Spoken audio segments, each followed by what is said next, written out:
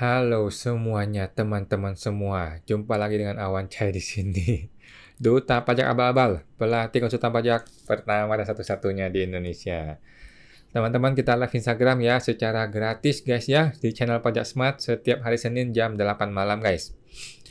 Dan seperti biasa, gue perlu disclaimer dulu di awal ya, supaya nggak salah guys ya, bahwa semua yang gue sampaikan di video ini adalah pendapat pribadi gue. 100% guys ya, 100%. Kalau perlu 1000 ya. Ini bukanlah kajian akademis, tidak dapat dibuktikan kebenarannya, belum tentu juga sesuai dengan peraturan pajak yang berlaku ya. Jadi mohon koreksinya kalau ada yang salah ya guys. Maklum lah ya, manusia bisa salah ya. Nah, walaupun gue seorang konsultan pajak yang resmi ya, gue masih konsultan pajak saat ini ya. Tetapi isi video ini bukanlah saran profesional konsultan pajak buat Anda semua guys ya. Teman-teman semua tidak bisa dan tidak boleh menjadikan video ini sebagai pedoman satu-satunya bagi Anda untuk melaksanakan kewajiban perpajakan dulu ya guys. Nah, karena kan masing-masing orang tuh punya kasus pajak yang berbeda-beda guys ya. Nah, mohon teman-teman konsultasikan dengan konsultan pajak Anda masing-masing atau ke penyuluh deh di KPP ya, apabila lu mau tanya yang lebih spesifik lagi tentang perpajakan Anda ya. Nah, seperti biasa, Awan akan tersedia secara gratis ya, langsung di live Instagram Pajak Smart setiap hari Senin jam 8 malam guys. Oke, kita promo dulu teman-teman nih. Apakah teman-teman lu seorang calon konsultan pajak atau konsultan pajak aktif atau mantan pecatan seperti gue ya atau petugas pajak atau lu mahasiswa atau karyawan yang lu pengen bersukses berbisnis ya di dunia persilatan pajak akunting hingga mencapai omset 1 miliar per tahun contohnya. Nah, gue membuka kelas baru nih guys ya, program konsultan pajak pinter namanya guys. Di pelatihan PKPP ini ya, teman-teman akan belajar cara ngembangin bisnis pajak akunting hingga menjadi miliarder di era digital nih ya, dalam waktu kurang dari 2 tahun saja. Dengan pelatihan yang intensif step by step guys. Dan ada live coaching ya online langsung dengan gua. Teman-teman akan gabung dengan komunitas eksklusif PKPP ya. Ada video pembelajaran step by step-nya. Dan yang paling penting kita akan jumpa langsung guys ya via live coaching interaktif setiap hari Jumat rencananya ya, Jumat jam 8 malam di bulan Februari. Oke guys, manfaatkan masa promo ini ya. PKPP ini yang terbaik di tahun ini guys ya. Terbaik dan pertama dan satu-satunya sih. Silakan daftar di website www.programkpp.com ya guys. www.programkpp.com. Oke guys, sekarang gue mau sharing dulu ya. Sabtu kemarin gue ketemu dengan seorang teman ya. Tiba-tiba dia kasih tahu, lah si Justinus sudah mau resign katanya. Pak Justinus nih, Pak Justinus mau resign. Nah, gue kaget. Emang Pak Justinus mau resign? Emang iya. Nah, ternyata ada berita teman-teman ya di CNN ya. Kita nggak tahu ini berita akurat apa nggak akurat. Gue cuma bacain aja deh nanti ya. Bahwa Pak Justinus tuh memberikan kayak semacam ancang-ancang gitu ya. Atau semacam kabar atau semacam apa ya istilahnya. Isyarat gitu ya. Mengisyaratkan bahwa dia akan berhenti atau pamit dari jubir Kementerian Keuangan ya. Itu ciri-ciri yang pertama. Yang kedua, Sri Mulyani nih datang ke PDIP. Ini kita bukan ngomongin politik ya, tapi Sri Mulyani datang ke PDIP itu jelas-jelas pembangkangan atau atau ngelawan terhadap Jokowi ya.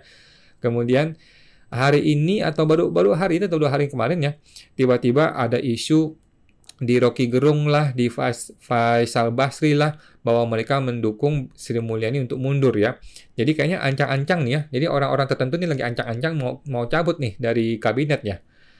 Nggak ngerti juga kenapa sih, tapi coba deh, gue coba bacain beritanya teman-teman ya. Buat teman-teman, gue bacain beritanya di CNN Indonesia ya. Justinus Prastowo, yang terhormat ya, isyaratkan pamit dari jubir Kemenkeu. Wah, luar biasa ya. Pak Justinus mengisyaratkan dirinya pamit dari jabatan sebagai juru bicara Kementerian Keuangan. Hal ini dia tweetkan di Twitter, di X ya, pribadinya. Pada Jumat nih, Jumat tanggal 12. Nah, gue dapat kabar tuh hari Sabtu. Izinkan saya menyampaikan pemberitahuan. Akun ini akan sepenuhnya merupakan akun pribadi saya dan tidak terkait dengan institusi dan pihak manapun ya. Luar biasa ya Pak Justinus. Seorang yang begitu powerful, seorang yang begitu terhormat dan terpandang sampai ngomong begini di media sosial. Ini pertanda apa guys? Ini jelas-jelas sebuah isyarat. Ya, jelas-jelas sebuah isyarat, sebuah pertanda yang dimana isi hati dia itu nggak bisa diungkapkan. Jadi dia tumpahkan tuh di Twitter ya. Tetapi dengan kata-kata yang halus gitu ya. Kalau gue sih udah sumpah serapah, tapi dia kata-kata masih halus ya. Termasuk atribusi saya di sini hanya sebagai pribadi dan tidak mewakili siapapun. Meminjam Bung Karni, kita rehat sejenak pemirsa, saatnya perbanyak ngopi dan ngerumpi. Jadi ya Pak Justinus sudah terang benderang ya, sudah terang benderang dia kayaknya sih mau bilang gue mundur aja deh, bangsat lu semua. Kira-kira gitu ya kata kalimatnya ya. Mudah-mudahan gue salah ya teman-teman ya. Mudah-mudahan nggak begitu maksudnya ya. Tetapi ya kira-kira seperti itu gue tangkap dari kalimatnya Pak Justinus ini. Gitu. Ini nanti teman-teman tinggal nonton aja sendiri ya, baca sendiri di CNN, beritanya ada banyak ya. Saya melalui akun ini akan membantu membagikan informasi resmi dari institusi. Berarti kan dia mau mengatakan bahwa gua sudah bukan bagian dari institusi loh, gitu loh. Gua sudah bukan bagian dari Kemenkeu. Itu yang gua tangkap, yang kita tangkap dari isyarat-isyarat yang disampaikan gitu ya. Si orang Justinus loh sampai ngomong begini ya, luar biasa ya. Sementara Sri Mulyani sudah diajakin dari banyak orang ya, Faisal Basri, Rocky Gerung dan teman-teman untuk mundur gitu. Karena ini akan memberikan dampak besar ya. Jadi pendapat gua begini guys, kalau berita ini benar ya bahwa Justinus, Sri Mulyani dan gerombongannya itu akan mundur, ini akan menjadi tragedi besar luar biasa dalam dunia persilatan perpajakan Indonesia ya. Ini akan jadi bom, akan jadi tsunami bagi pemerintahan Jokowi ya. Selama ini Justinus itu adalah orang yang sangat dihormati loh ya. Dia seperti tempat orang curhat, tempat orang mengadu. Dia selalu menampung dan berusaha menyelesaikan masalah itu dengan baik-baik gitu ya. Kecuali masalah gue. Masalah gue, dia nggak sanggup. Mohon maaf ya, Justinus pun nggak sanggup melawan oknum yang ribut dengan gue. Tetapi yang lain-lain seperti Soleh Solihun, Alfian Fuadi, artis-artis itu semua dibantu oleh Pak Justinus ya, dibantu dan selesai akhir masalahnya ya. Kalau nggak ada Justinus, lebih gawat masalahnya mereka itu semua ya. Negara ini maksudnya gawat ya kalau nggak ada Pak Justinus ya. Tetapi sayangnya ya di kasus gue ini, si orang Justinus Prastowo tidak berkutik melawan para oknum ya. Diduga oknum guys. Sekarang mengenai Bu Sri Mulyani.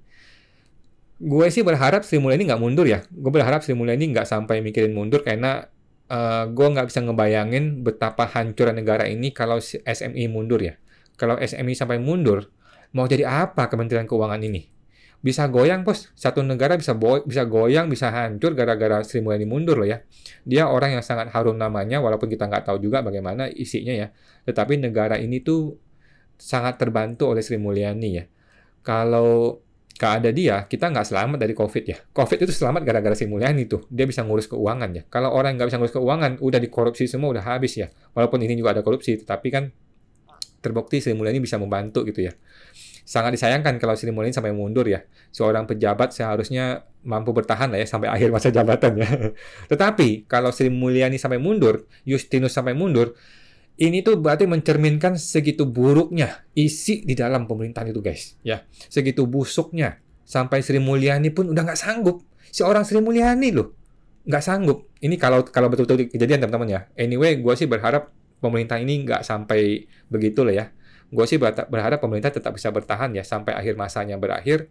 Gue tidak mendukung pemakzulan. Gue orang tidak mendukung pemakzulan di tengah jalan ya. Walaupun gue kecewa dengan pemerintah, kecewa dengan Jokowi, tapi ya pemakzulan tidak pernah menjadi pikiran gue. Oke guys, itu pendapat gue pribadi ya teman-teman. Oke, sekarang kalau ada pertanyaan silahkan ditanya teman-teman ya. Gue akan berusaha menjawab kalau gue sanggup menjawab teman-teman ya. Oke, mari kita lihat pertanyaan-pertanyaan teman-teman kalau ada. Oke, malam semuanya teman-teman semua. Saya akan mencoba menjawab kalau ada yang bertanya. Sebentar. Oke, dimulai dari Ibu Melisa Isabella. Malam Bu Melisa. Tahun pengkreditan Bupot PPh 23 dan 4 ayat 2 mengikuti masa pajaknya atau tanggal Bupotnya. Masa pajaknya itu Bu. Kalau dia bisa diarahkan ke masa yang benar, yaitu masa Desember gitu ya, maka seharusnya ikutin masanya deh Bu. Supaya lebih fair, lebih adil ya ikutin masanya.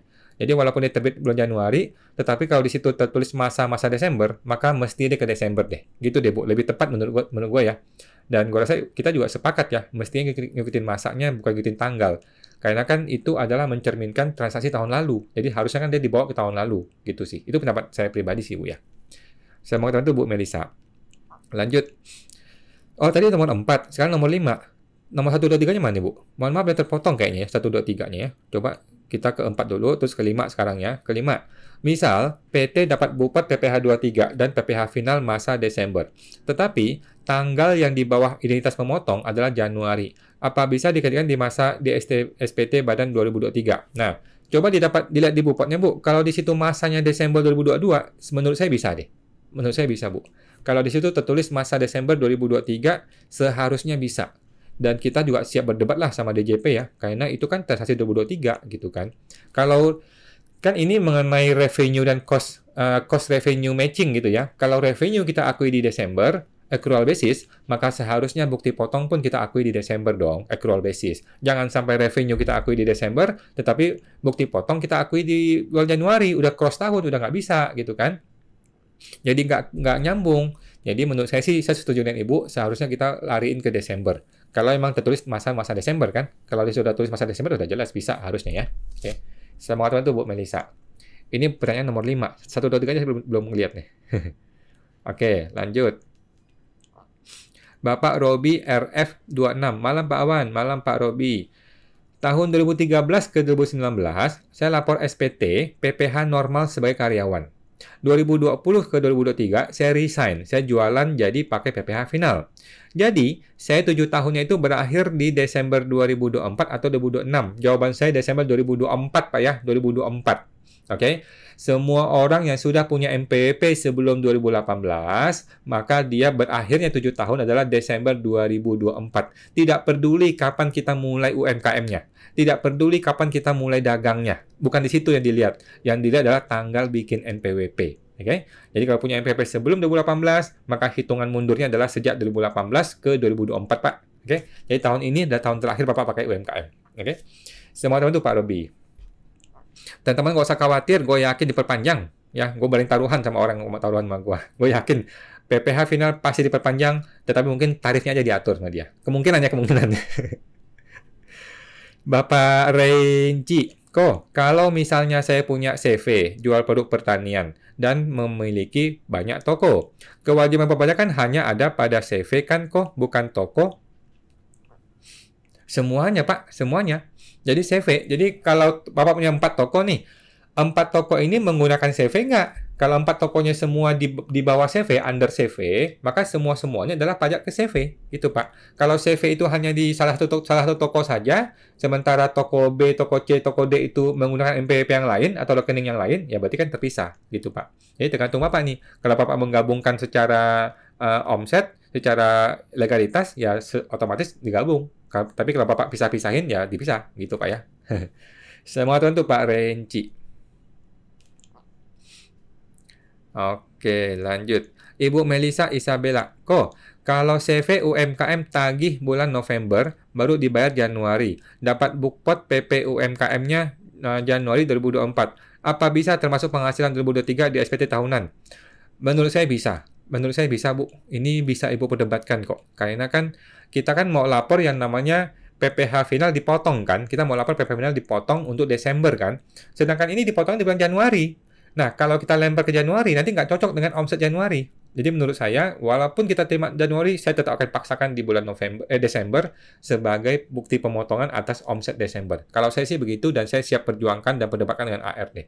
Dan gua rasa AR yang punya otak ya, AR yang logikanya benar, pasti setuju kok, pasti sepakat kok. Gitu, Bu. Nah, semua teman-teman Bu Melisa. Oke, lanjut.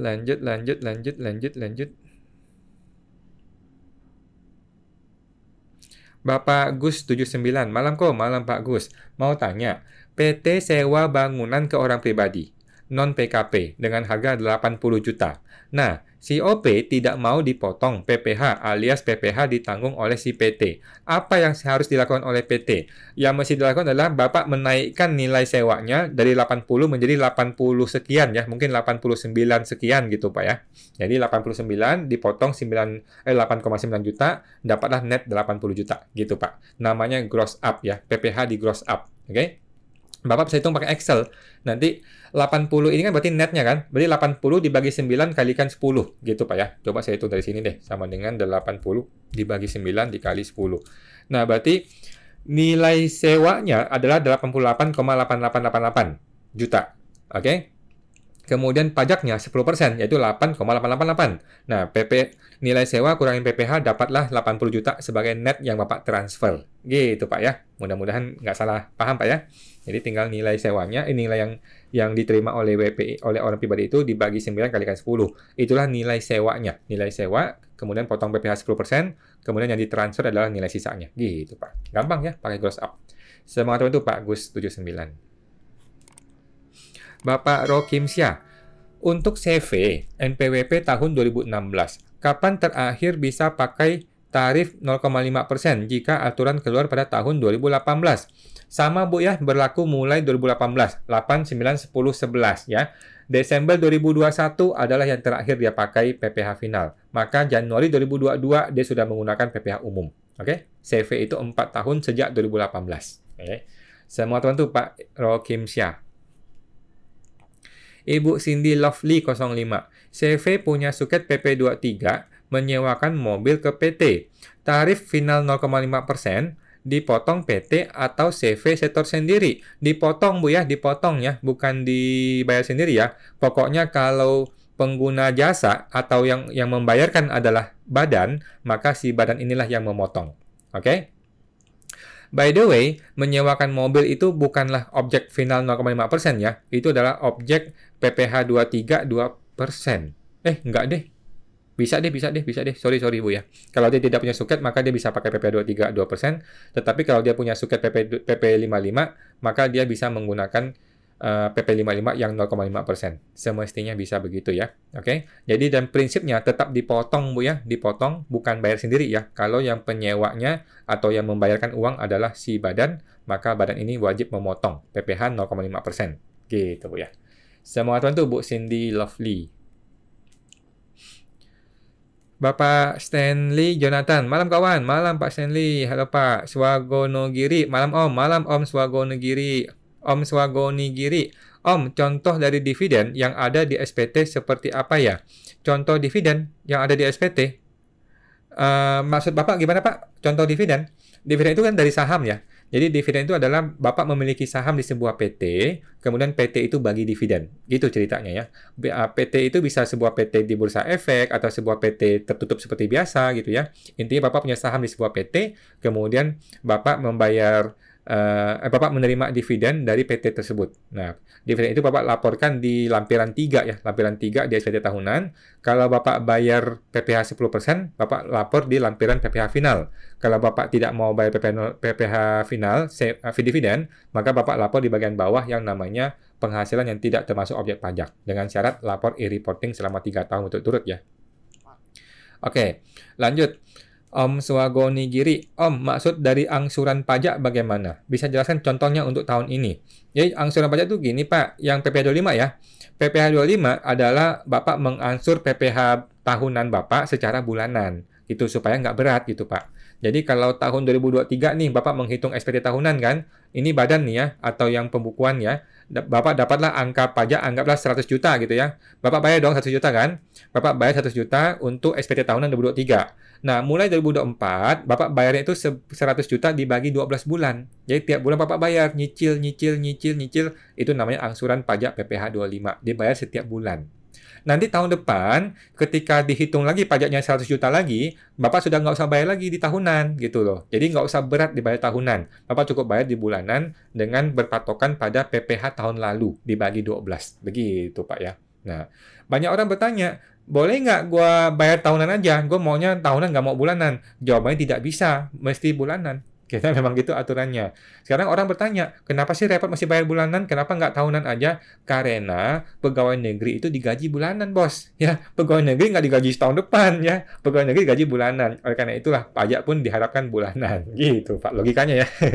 Semua teman tuh, Om Swagonigiri. Om Swagonigiri. PPh 25 sifatnya wajib ya Om? Jawabannya iya kalau itu penghasilan rutin ya. Atau ada yang bayar segepok langsung. Jawabannya nggak bisa kalau itu penghasilan rutin. Jadi kalau ini omsetnya adalah perusahaannya rutin, maka ini PP 25 perlu dibayar. Tapi kalau dia sifatnya tidak rutin, contohnya seorang dokter tetapi nggak kerja rutin gitu ya, kerjanya serabutan. Nah, itu dia boleh menolak untuk bayar PP 25. Dia bilang kan gue nggak kerja rutin. Tetapi kalau dokter itu dikontrak oleh sebuah rumah sakit, oleh sebuah kantor rutin gitu ya, maka otomatis dia perlu bayar PP 25. Gitu dok, Pak. Semua teman tuh Om Swagonogiri. Bapak Anggreni Tasya, Ibu ya. Kok kalau saya owner CV, tapi tahun lalu bayar gaji tahun sekarang. Gimana? Terpotong. Mohon maaf, terpotong tadi terpotong. Tadi terpotong. Sebentar ya, saya cek lagi. Mundur lagi.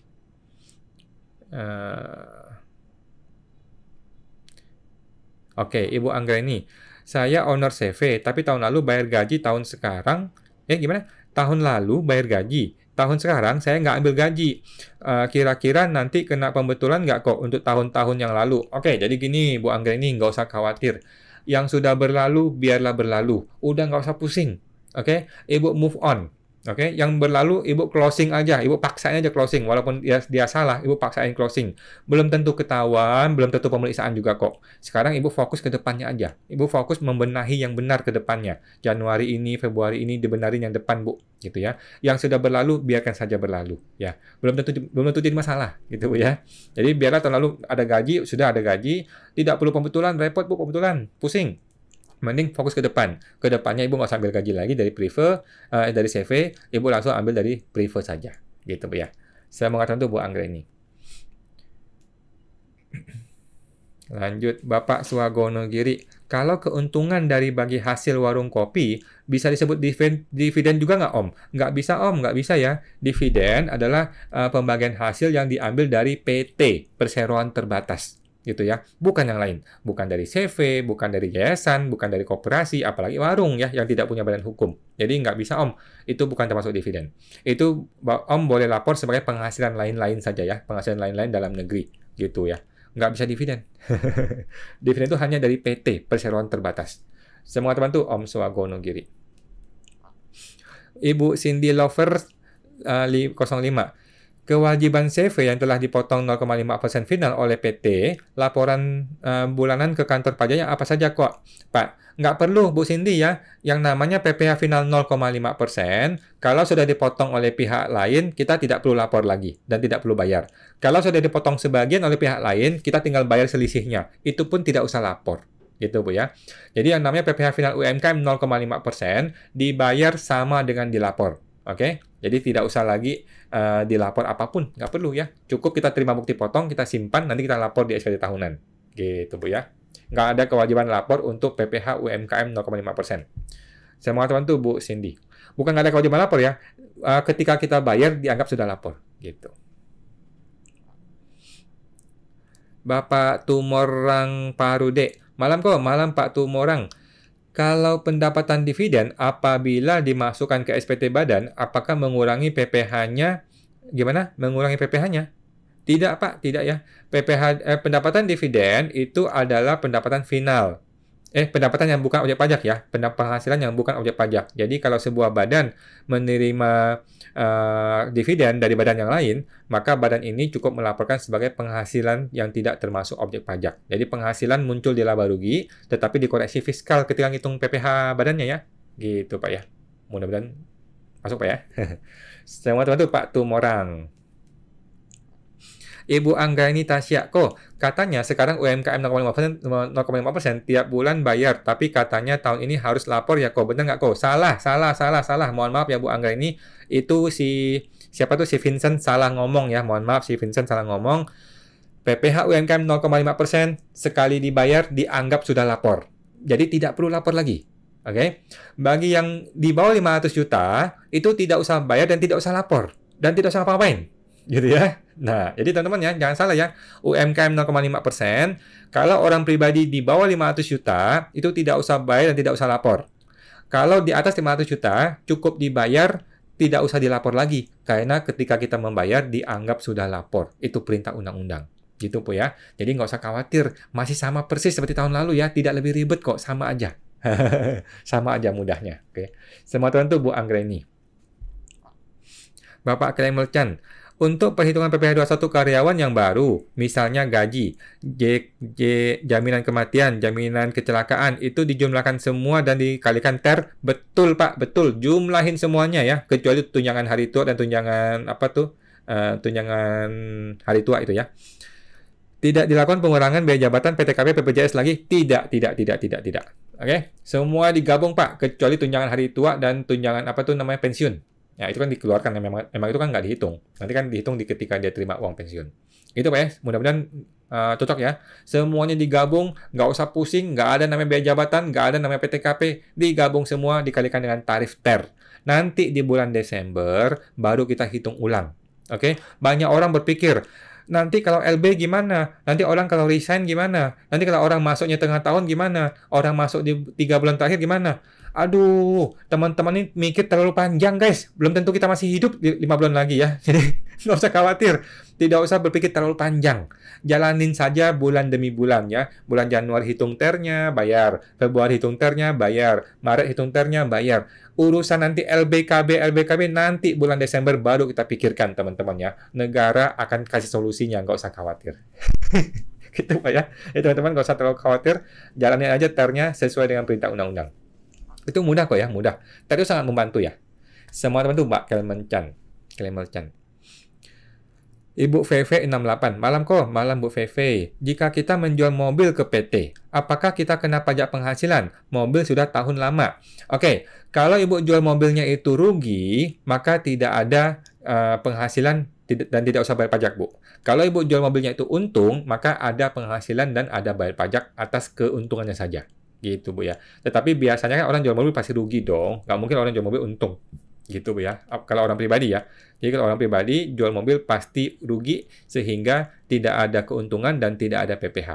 Gitu Bu. Saya mengatakan itu Bu VV 68. Bapak Willy Yanto Chen. Malam kok, malam Pak Willy.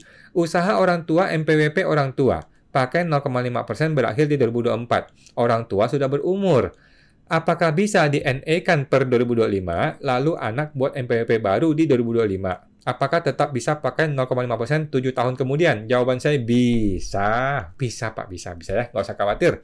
Bapak bikin nanti di awal Januari aja. Awal Januari 2025 Bapak bikin MPWP, kemudian semua omsetnya diakui atau dilaporkan di SPT si anak. Gitu aja Pak. Bisa ya.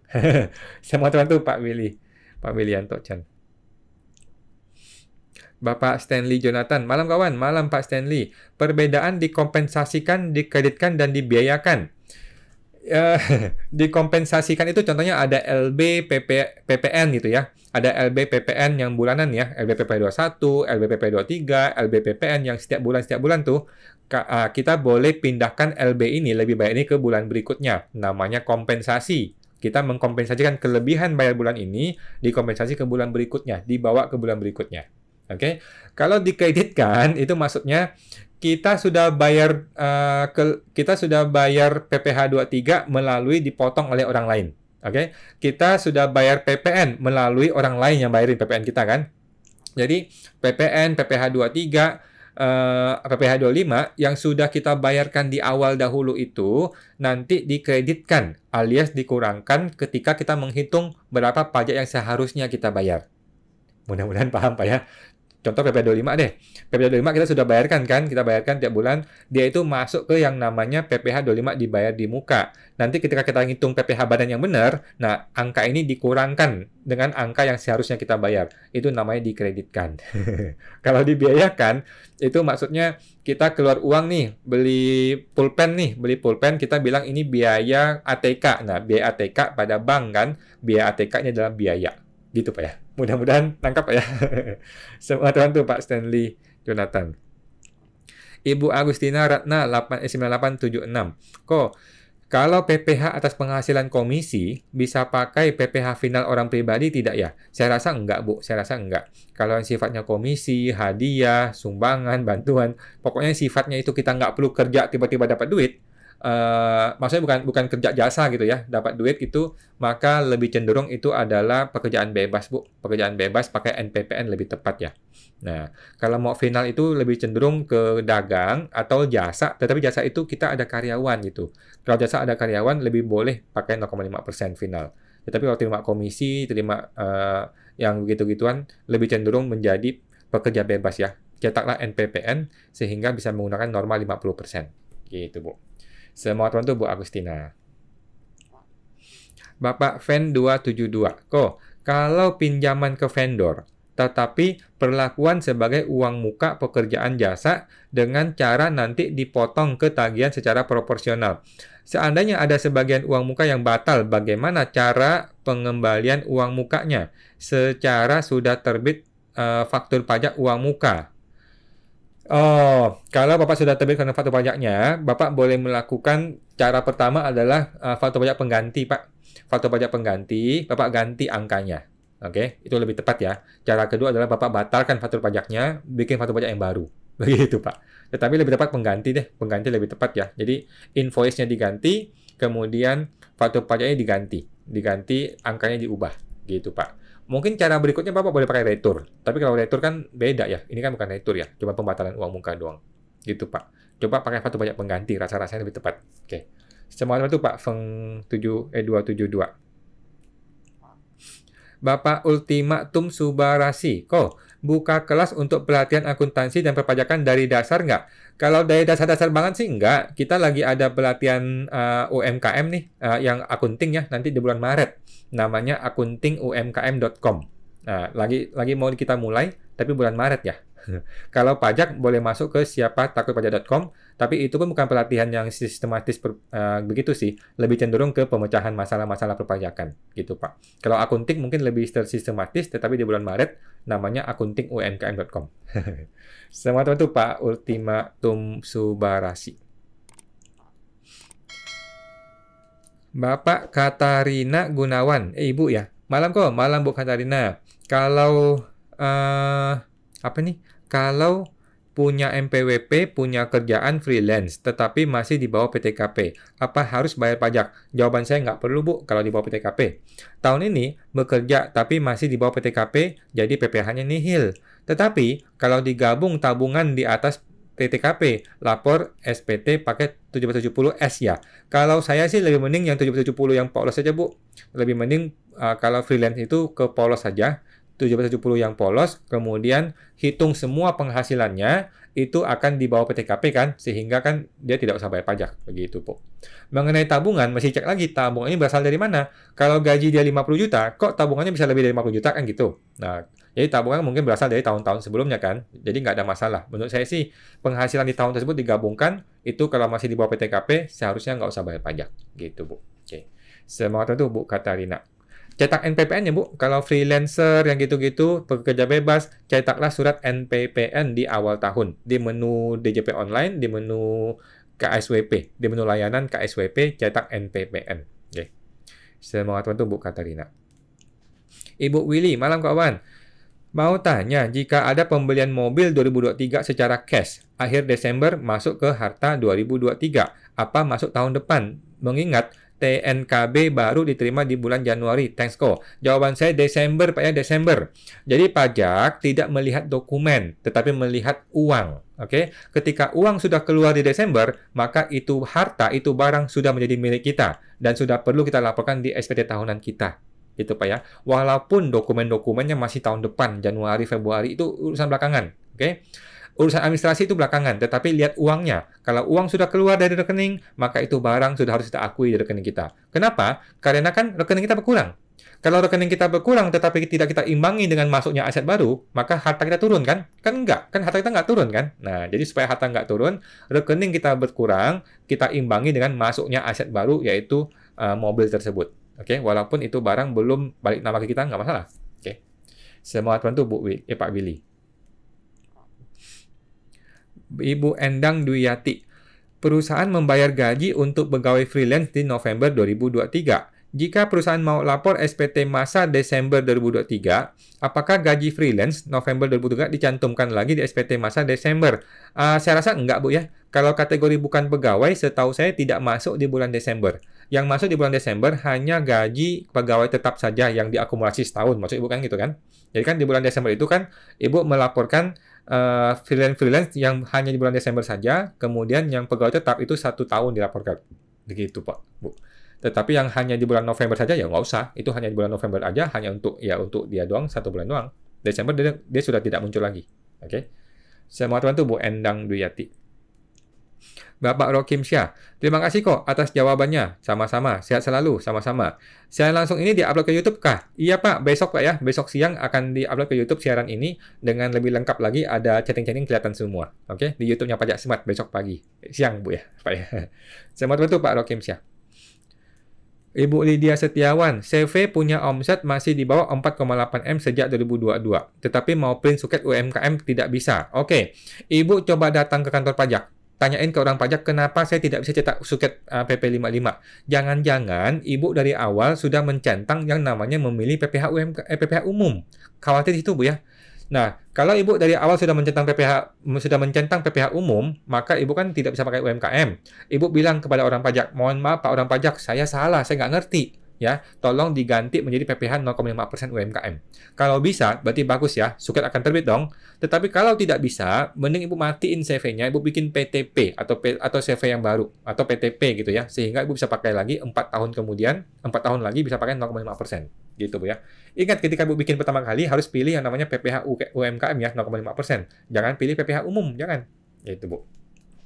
Semoga tahu Bu Lydia. Ibu Melisa Isabella, untuk cicilan PP25 Januari 2024, apakah masih sama dengan cicilan tahun 2023? Jawabannya sama, Bu ya. Apakah nominal yang sama? PP25 wajib bayar full 12 bulan. Ibu hanya cukup bayar sampai Ibu bikin SPT tahunan. Oke, jadi masa Januari PP25 itu sama dengan PP25 yang Desember. Nanti Februari sama dengan yang Januari sampai Ibu bikin SPT tahunan. Begitu Ibu bikin SPT tahunan, muncul angka yang baru dong. Nah, angka yang baru ini adalah angka untuk dibayar di bulan berikutnya, di PP25 yang berikutnya. Gitu Bu ya. Jadi selama Ibu belum bikin SPT tahunan, maka PP25-nya masih sama dengan yang tahun lalu, yang Desember kemarin. Gitu Bu. Semoga bantu Bu Melisa. Bapak Elpande, Pak mau tanya, untuk PP21 sekarang PP5823, apakah kita masih menggunakan aplikasi ISPT seperti biasa? Maksud Bapak kan PPh21 ya. Nah, teman-teman, PPh21 tuh akan diubah sistemnya menjadi web based atau berbasis website. Oke, PP21 akan diubah menjadi berbasis website. Kita tunggu segera dalam waktu bulan ini. Tapi jangan khawatir, kan kita kan lapor masih tanggal 20 Februari kan? Kita masih lapor tanggal 20 Februari, jadi nggak usah khawatir. Semestinya sih itu sistem akan jadi kok. Jadi kita akan meninggalkan era ISPT PPh21. Era ISPT akan kita tinggalkan, kita akan langsung pindah ke PPh unifikasi. Nanti akan muncul satu menu yang namanya PPh21. Oke, jadi kita beruntung sekali, berterima kasih sama negara dibantu Pak ya. Jadi Bapak nggak usah khawatir, hitung dulu, kemudian bayar dulu, sambil kita menunggu. Sebelum tanggal 20 Februari, semestinya sudah launching dan semua orang sudah bisa lapor. Oke, semoga terbantu Pak Elpan. Bapak Gus 79. Malam kok, malam Pak Gus. Mau tanya, PT sewa bangunan ke orang pribadi non-PKP dengan harga 80 juta. Si OP ini tidak mau dipotong, PPh alias ditanggung. Apa yang harus dilakukan si PT? Tadi sudah Pak ya, tadi sudah saya jawab bahwa nilai yang 80 juta ini Bapak gross up dengan cara dibagi 90 dikalikan 100, yaitu nilai sewa berubah menjadi 88,8 juta, sehingga bayar PPh itu 10%, 8,8 juta, sehingga ditransfernya 80 juta. Begitu Pak. Gampang kan cara ngitungnya? Di gross up aja. Semoga teman-teman Pak Gus. Ibu Thalia Purwita. Jika usaha di bidang developer kerjasama dengan tuan tanah, lalu menggunakan kuasa jual untuk mengalihkan hak atas tanah dan bangunan, bagaimana perpajakannya di sisi tuan tanahnya ya atas tanah tersebut? Jadi ini perlu cek lagi Pak ke transaksinya, betul-betul ke perjanjiannya ya. Nah, jadi seharusnya sih pastilah akan diatur supaya ini kuasa jual tuh hanya membantu menjualkan, tetapi nanti proses balik namanya pasti langsung dari si penjual kepada pihak ketiga. Pasti begitu sih. Nggak mungkin lewat dulu ke si kuasa penjual. Akan ribet deh kayaknya deh. Jadi rasa-rasa saya akan langsung balik nama langsung menuju ke si pihak ketiga. Gitu aja sih. Harusnya nggak ada masalah. Cuman mesti matang di dalam perjanjiannya ya. Karena perjanjian itu akan jadi bukti ketika ini lari ke orang pajak nantinya. Oke. Semoga tahu Bu Pak Thalia Purwita. Bapak Burhan 0819. Malam kawan, malam Pak Burhan. Apakah PTP sudah ada kejelasan pengambilan uang oleh pemilik dianggap dividen atau prefer? Jawabannya belum Pak ya. Bahkan di PP58, PMK 164, PMK 168 tidak ada penegasan sama sekali mengenai hal ini. Justru ada penegasan mengenai PTP yang 3 tahun. PTP yang kemarin kita bikin itu suketnya itu 3 tahun, itu boleh minta diupdate menjadi 4 tahun. Caranya adalah mesti bikin surat kirim ke KPP. Mesti datang ke KPP, mesti minta dicetakkan suketnya sehingga akan berubah menjadi 4 tahun ya, suket PP 55-nya. Gitu, mesti pakai surat. Nah, itu doang sih mengenai PTP itu 4 tahun. Tetapi belum ada kejelasan mengenai prefer atau dividen. Gua rasa akan sulit sekali ya mengenai dividen prefer ini. negara tentu maunya ini dividen, maunya ya. Tetapi banyak orang-orang kayak gue ini maunya ini prefer gitu. Sedangkan aturannya masih aturan banci ya. Bukan aturan banci, maksudnya aturannya tuh memang memberi ruang untuk celah ini gitu loh. Karena PTP ini termasuk PT atau bukan? Bukan ya, dia bukan PT, bukan perseroan terbatas, dia perseroan perorangan. Tetapi apakah dia kategori CV? Enggak juga, bukan CV juga. Dia punya legalitas lebih tinggi dari CV, seperti PT gitu. Jadi masih agak nggak jelas, tergantung teman-teman deh. Kalau mau aman, gunakanlah dividen. Dividen sudah pasti aman ya. Pertama PPh 21 dipotong PPh 21, kemudian dividen dipotong PPh final gitu ya. Dia akan lebih aman karena dia lebih tinggi pajaknya. Sedangkan kalau metode prefer ya tidak usah bayar pajak untuk prefer, tetapi harus siap berdebat ya. Kalau gue sih gue siap berdebat, dan anyway gue siap bayar pajaknya kalau emang gue salah gitu. Selamat tuh Pak Burhan. Bapak Henry Reagenza. Apakah ketentuan free PPh 500 juta untuk UMKM masih berlaku di 2024? Jawaban saya masih, Pak, masih berlaku ya. 2022 berlaku, 23 berlaku, 24 berlaku, dan seterusnya, dan seterusnya, dan seterusnya. Dan yang ada update yang saya pahami, suami istri itu masing-masing 500 juta dan 500 juta ya. Jadi tidak lagi dipecah 2,5 dan tidak gabungan. Gitu Pak ya. Yang saya tangkap begitu ya. Suami istri PTKP yang 500 juta ini masing-masing. Jadi masing-masing 500 juta punya batasan PTKP untuk suami istri pedagang. Gitu. Oke, dan masih berlaku Pak ya. Semoga tuh Pak Henry.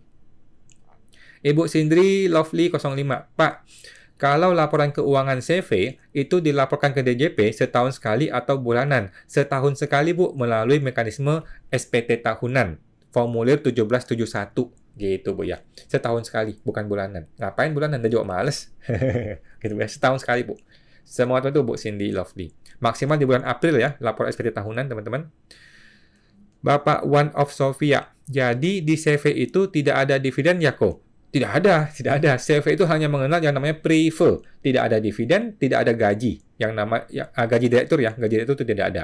Yang ada adalah pengambilan prefer. Prefer itu tidak kena pajak ya, bukan objek pajak. Tetapi prefer harus diambil dari laba ditahan. Oke. Okay? Semoga itu Bu One of Sofia. Ibu Bapak 16879015. Malam kawan, malam Pak. Aset berupa kendaraan telah dilaporkan di SPT. Jika dijual, mendapatkan keuntungan. Apakah keuntungan itu harus dibayar pajaknya? Jawaban saya harus Pak, harus dong. Kalau kita ada untung kan, kita beli mobil 100 juta nih. Kita jual lagi hoki nih, 130. Berarti kan 30 juta kan penghasilan, penambah harta kan. Penghasilan ini tentu saja kita perlu bayar pajaknya gitu. Tetapi masih di bawah PTKP ya. Kalau di bawah PTKP nggak usah bayar pajak. Begitu Pak ya. Nah, semoga itu Pak 16. Bapak Stanley, jawaban untuk Ibu One of Sophia, prefer Kak. Bapak Stanley, masuk di PPH. Siap Pak, thank you. Ibu Ayuk Sadewa, malam kok, malam Bu Ayuk.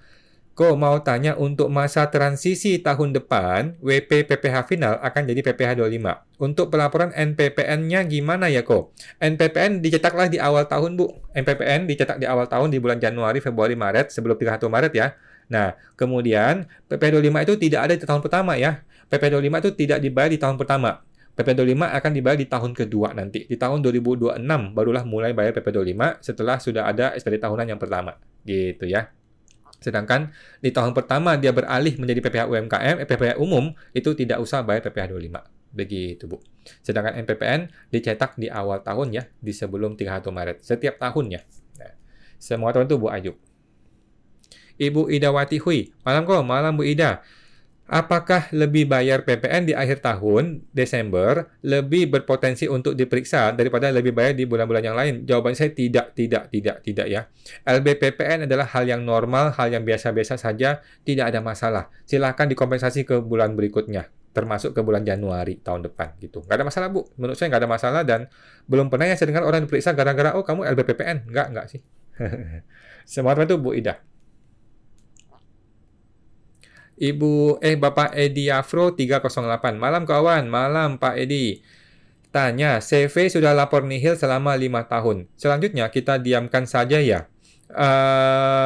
Boleh Pak, Bapak mau Bapak tetap lapor ya. Kalau Bapak belum NE tetap lapor ya. Kalau Bapak belum NE tetap lapor seperti biasa nihil-nihil. Kalau Bapak mau berhenti lapor, Bapak boleh NE-kan. Bapak datang ke KPP, isi surat namanya formulir permohonan NE, non efektif. Nah, kalau sudah disetujui, sudah dapat surat NE, maka Bapak tidak usah lagi lapor SPT tahunan. Gitu, Pak. Oke. Semua tentu Pak Edi. Ibu Anggraini Tasya, kalau ikut kelas Koko yang bulan Februari PKPP ya, tapi bukan ahli pajak, hanya ingin belajar menambah ilmu, kira-kira itu belajar apa ya, kita fokus belajar bisnis ya, Bu. Fokus belajar bisnis kalau untuk PKPP. Ya, bisa sih pajak-pajak akunting dikit-dikit, tetapi kita fokus ke belajar bisnis. Jadi bagaimana mengembangkan bisnis pajak akunting buat seorang pengusaha, terutama di dunia persilatan pajak akunting ini. Tuh, mari bergabung, Bu. Thank you, Bu Anggraini. Bapak Pradita Yusi, semisal CV saya PKP di tengah tahun, sedangkan saya masih memilih untuk PPh final. Apakah berarti PPh 0,5% masih berlaku di tahun saya PKP, Jawabannya iya. Atau perhitungan PPh 0,5% sebelum PKP? Jawabannya tetap sampai Desember, Pak ya. Jadi, ketika orang di tengah-tengah tahun dia berpindah dari orang biasa menjadi PKP, maka PPh-nya yang sudah final 0,5% tetap berlanjut sampai di bulan Desember di tahun tersebut. Oke, baru di tahun berikutnya lah di Januari dia bisa menggunakan PPh umum. Gitu, Pak ya. Nah, PPh final 0,5% harus konsisten, tidak boleh berhenti di tengah-tengah tahun. Dia mesti konsisten sampai di bulan Desember, walaupun dia punya omset lebih dari 4,8M di tahun tersebut. Oke. Nah, anyway, PKP itu dia harus lapor menjadi PKP setelah dia menjadi omset 4,8M kan. Tetapi di PP yang terbaru, di PP 58, kalau nggak salah ya, di PP yang terbaru itu, orang boleh PKP itu mundur sampai Januari tahun depan. Jadi ada keleluasaan untuk mendaftarkan PKP itu sampai Januari tahun depan. Nah, ini luar biasa ya, kita nggak nyangka ada aturan seperti ini. Nanti kita bahas lagi deh mengenai PKP mundur ini ya. Semua itu Pak Pradita. Ibu Melisa Isabella. Tenaga kerja asing kontrak lewat 6 bulan, 183 hari, otomatis potongan PPh-nya berapa persen? Enggak, Bu ya, dia mesti bikin dulu MPWP. Kalau dia mau, kan dia sekarang kan potong PPh 26 nih. Kalau dia orang luar negeri PPh 26 kan, 20% kan. Kalau dia mau berubah jadi PPh 21, dia mesti bikin MPWP di Indonesia. Setelah dia bikin MPWP, dia kan punya kitas tuh. Punya kitas, bikin MPWP di Indonesia, barulah dia bisa menggunakan PPh 21 layaknya orang Indonesia. Begitu, Bu ya. Jadi walaupun dia sudah lebih dari 183 hari, tetap dia perlu mencetak kartu MPWP versi Indonesia-nya dia. Barulah dia bisa pakai PPh 21. Kalau dia belum punya MPWP Indonesia, tetap dia dipotong PPh 26. Walaupun dia sudah lebih dari 183 hari. Gitu, Bu. Semua itu, Bu Melisa. Bapak Stanley, untuk Ibu Anggraini, bisa cek di website pajak Smart ada dicantumkan benefitnya. Thank you, Pak Stanley. Luar biasa. Ibu Nita Yunita, kalau yang bukan pegawai, apakah perhitungannya masih sama? Saya rasa sama, Bu. Saya baca yang PPh-nya 0 juga dibuat bupotnya Kako. Betul ya. Jadi, mulai 2024, kita wajib lapor SPT PPh 1 bulanan, walaupun isinya 0. Oke? Mulai Januari 2024, kita wajib bikin bukti potong sepanjang kita memberikan penghasilan kepada seseorang, walaupun pajaknya 0. Oke? Teman-teman ya. PPh 21 untuk semua perusahaan nih ya. CV, PT, PTP wajib lapor PPh 1 setiap bulan, 1. Kemudian, walaupun dia tidak membayar pajak, tetapi dia dia membayar PPh, membayar gaji atau membayar bukan pegawai gitu ya. Walaupun tidak potong PPh, maka tetap harus bikin bukti potongnya. Itu memang begitu aturannya. Ini termasuk seperti bayar pegawai tidak tetap gitu ya. Kalau pegawai tidak tetap kan sehari kan maksimal 450.000. Kalau sehari 300.000, dia kerja 3 hari kan cuma 900.000 tuh. Kan tidak kena pajak kan? Nah, walaupun tidak kena pajak, tetap dia harus bikin bukti potong. Kenapa begitu? Karena negara tidak mau kehilangan jejak terhadap gaji-gaji orang-orang ini. Negara tuh mau menelusuri orang-orang itu berapa sih gaji-gaji mereka, gitu kan? Selama ini kan tidak ada bukti potong. Jadi negara bingung, orang-orang ini pada kerja berapa sih gajinya, gitu loh. Nah, negara sekarang mau tahu berapa sih gaji mereka, sehingga kita mesti bikin bukti potong, walaupun kita tidak memotong PPh 21. Sepanjang kita ada bayar dia, maka perlu bukti potong terbit, gitu. Semua teman tuh, Bu Nita. Ibu Melisa Isabella, lapor PPh 21 TER masih pakai ISPT kah?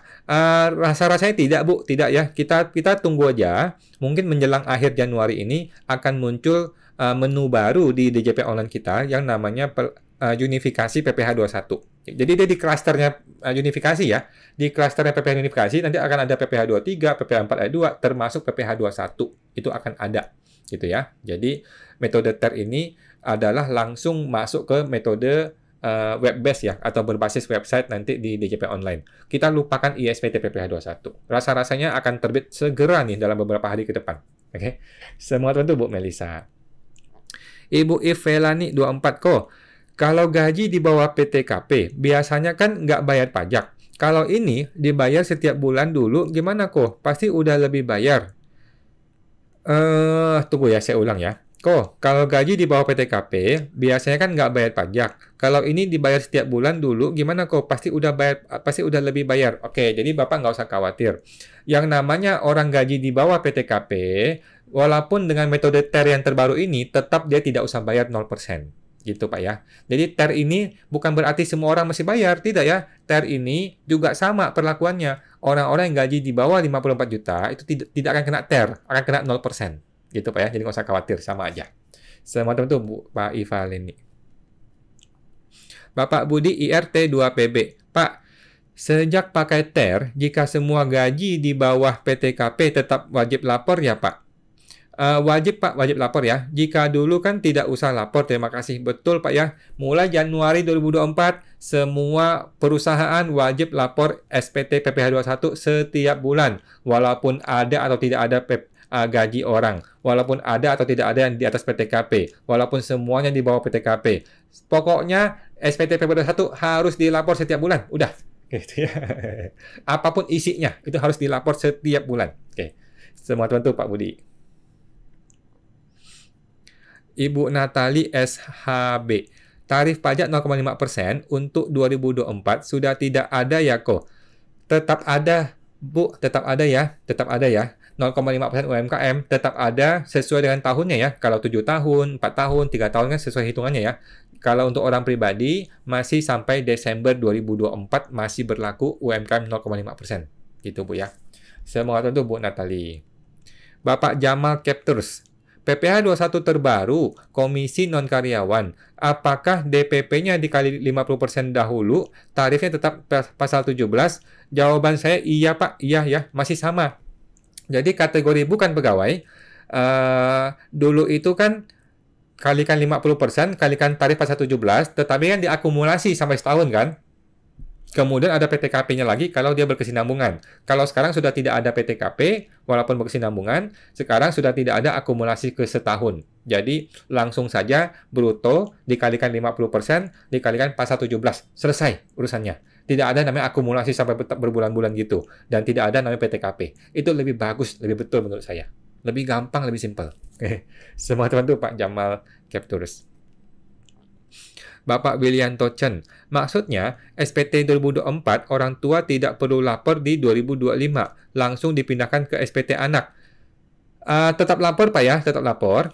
SPT perdana anak jadi 2024 dilapor di 2025. Betul. Jadi SPT-nya si anak yang baru nih, SPT anak kan 2025 baru bikin ya. Sorry. SPT 2024 punya si ayah tetap lapor seperti biasa. Karena kan dia masih ada bayar pajak kan.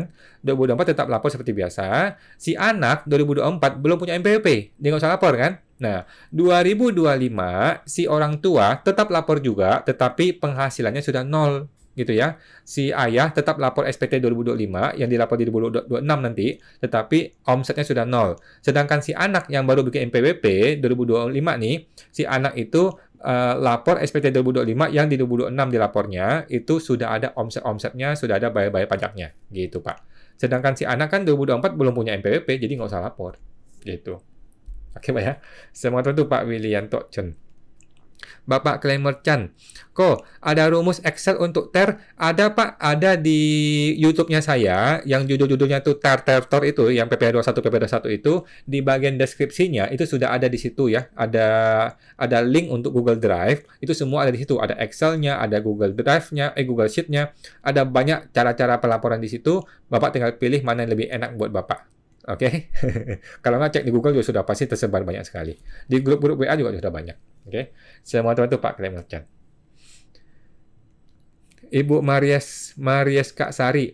Apa yang harus dilakukan jika ada pajak masukan yang dibatalkan setelah lapor PPh masa PPN yang mengakibatkan pembetulan PPh menjadi kurang bayar? Misalnya PPh normal LB 50 juta, lalu ada batal PM 5 juta, sehingga PPh pembetulan jadi KB 5 juta. Ya sudah, gitu doang Bu, gitu aja, sudah betul ya. Ibu tinggal pembetulan SPT, hilangkan PM tersebut, kemudian Ibu bayar kurang bayar atas pembetulan itu, sudah selesai. Gitu aja Bu ya, jadi nggak perlu gimana-gimana juga sih. Tinggal pembetulan SPT, buang PM tersebut, kemudian bayar PPh-nya yang karena itu LB kan. Karena itu jadi KB kan. Gitu, Bu. Semangat itu Bu Mariaska. Nggak ada masalah sih. Ibu Cecilia, kalau ortu ya. Terpotong Bu Cecilia. Mau nanya apa? Terpotong. Kalau ortu ya. Terpotong Bu Cecilia. Ibu Chris Willy, kok buka kelas untuk konsultan pajak nggak? Ada Pak, namanya www.programkpp.com ya. www.programkpp.com, kita mulai bulan depan, bulan Februari. Oke Pak, mari bergabung Pak. Selamat itu Pak Chris Willy. Ibu Marias Kasari, apakah kurang bayarnya tetap harus disetor? Tadi ngomongin apa Bu ya? Mohon maaf, tadi terpotong saya. Nanya apa tadi Bu Mariska? Terpotong nih. Apakah KB harus tetap disetor? Terpotong Bu, mohon maaf Bu ya. Ibu Cecilia, kalau orang tua tidak punya penghasilan, tetapi mau kasih hibah ke anak, asalkan hartanya sudah dilapor di SPT orang tua, apakah boleh? Jawaban saya boleh-boleh saja. Kenapa tidak boleh? Boleh dong. Kan itu uang punya dia, harta punya dia. Oke?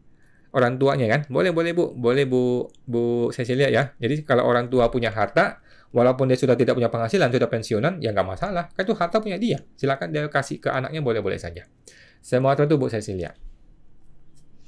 Bapak Herni RR. Malam kok, malam Bu Herni. Bila atas gaji karyawan, PPh-nya ditanggung perusahaan. Sedangkan atas komisi karyawan tidak ditanggung. Cara menghitung PP21 bulanannya bagaimana ya? Thanks kok. Gampang sebenarnya.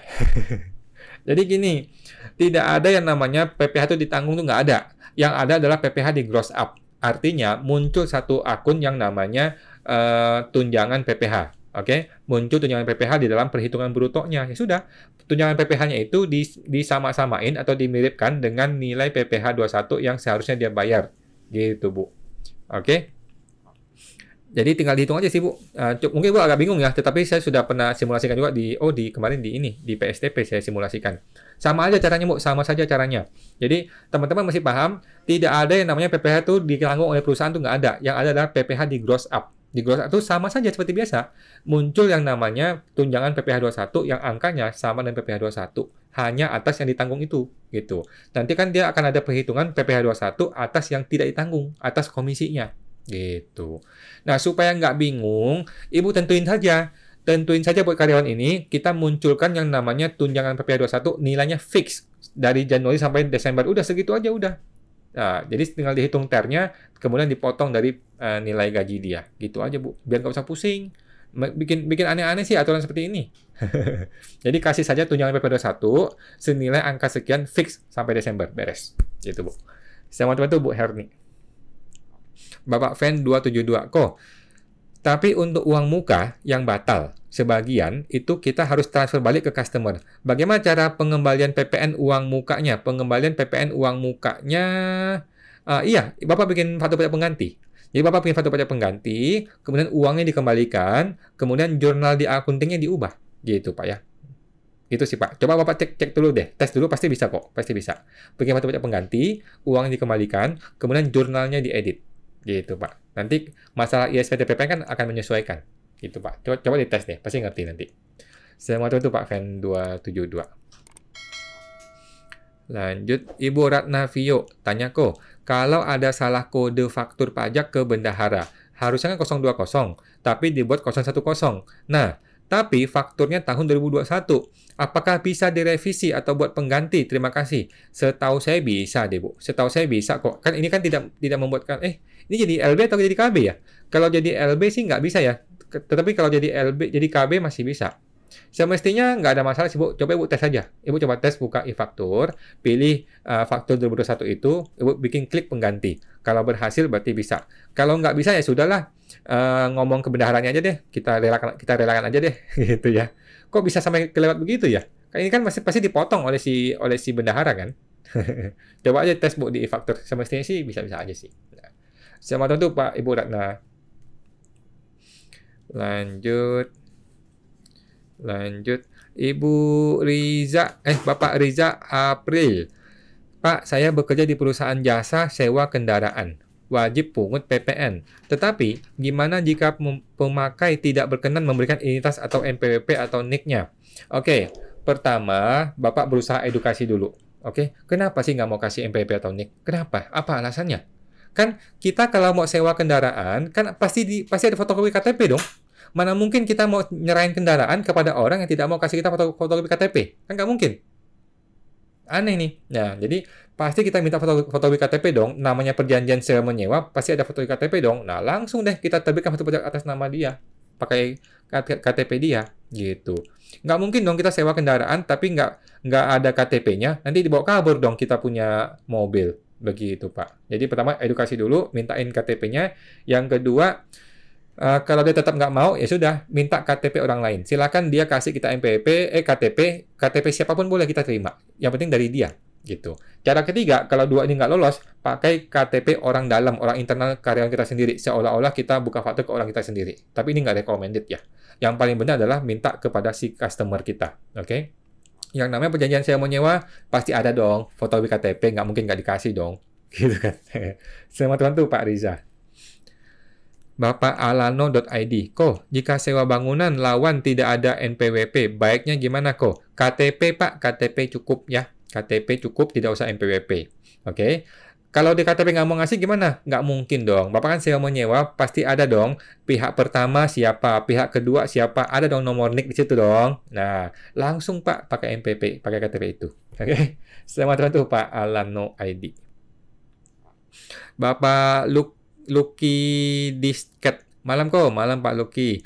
Orang pribadi jualan komputer dan perangkatnya dan omset di bawah 500 juta. Apakah tetap harus mengajukan NPPN? Terima kasih. Tidak perlu Pak ya. Yang namanya pedagang barang itu tidak perlu NPPN. NPPN itu hanya untuk yang pekerja bebas. Orang yang jasa, dokter, pengacara, konsultan, akuntan, notaris lah, artis lah, yang gitu-gitu ya. Itu baru perlu NPPN. Oke, seorang pedagang barang, jualan barang, beli barang, jual barang itu tidak perlu NPPN. Itu sudah masuk kategori UMKM 0,5%, Pak. Gitu ya. Semua terbantu, Pak Lucky.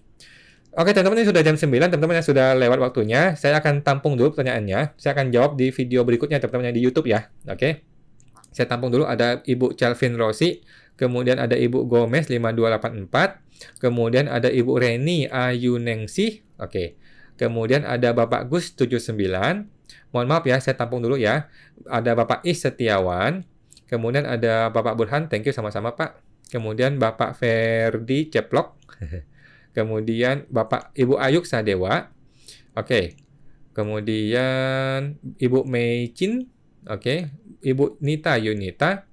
Kemudian Bapak Hayanto 33. Bapak Jamal Captors. Kemudian Ibu Ultima Tum Subarasi. Ibu Tetidung, kemudian Bapak Hayanto 33, oke, kemudian Ibu Nita Yunita, Ibu Desi Susiani, oke, kemudian Bapak Willy Yanto Chen, kemudian Bapak Is Setiawan, Bapak Yudi Sunario, kemudian Ibu Fatma Awa, Bapak Riza April, kemudian Bapak Calvin Rossi, Bapak Pradita Yusi, sama-sama. Ibu Windy, malam kok. Oke, terus Ibu Melisa Isabella, kemudian Ibu Anggreni Tasya, Bapak Pradita Yusi, dan terakhir sudah semua teman-teman ya. Bapak Afris, sehat selalu Pak Wan, sama-sama, sehat selalu Pak Afris. Oke teman-teman, terima kasih semua. Yang belum terjawab akan gue jawab di YouTube berikutnya, di YouTube yang lain, di Pajak Smart ya teman-teman ya. Seperti biasa, kalau teman-teman mau bergabung di bulan Februari ini ke komunitas PKPP, gabung langsung di www.programkpp.com ya. www.programkpp.com buat teman-teman yang mau bergabung di komunitas eksklusif terbaik dan tercanggih tahun ini ya, PKPP. Oke, sampai jumpa teman-teman ya. Sampai jumpa Senin depan jam 8 malam seperti biasa. Mari semuanya.